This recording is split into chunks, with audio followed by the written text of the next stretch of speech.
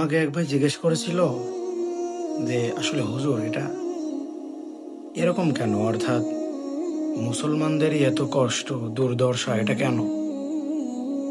তো ইহুদি, নাসরা, বৌদ্ধ, খ্রিস্টান কত সুন্দরভাবে জীবনযাপন করছে, কিন্তু একজন মুসলমান তার দুনিয়ার কষ্ট, এমনকি দিনের খাবার জোগাবে এরকমটাও পারতেছে না। অনেক মুসলমান আছে, তো বলতেছে আচ্ছা আমরা যদি আল্লাহকে বিশ্বাসী করি তাহলে আল্লাহ তাআলা আমাদেরকে অর্থ দেন না কেন, আমাদেরকে ধন সম্পদ কেন দেন না?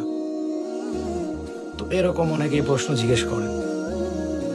তো আসলে আমরা অনেকটা এরকম মনে করি যে আমরা হয়তো মুসলমান হলেই আমাদের ধন সম্পদের পাহাড় হয়ে যাবে, এরকমটা। কিন্তু না, এরকমটা না। আমাদের রাসূলুল্লাহ সাল্লাল্লাহু আলাইহি ওয়াসাল্লাম বলেছেন, আদ-দুনিয়া সিজনুল মুমিনি ওয়া জান্নাতুল কাফির। তো রাসূলুল্লাহ সাল্লাল্লাহু আলাইহি ওয়াসাল্লাম বলেন, দুনিয়াটা মুমিনদের জন্য হচ্ছে জেলখানার মতো, আর কাফিরদের জন্য বেহেশতখানা।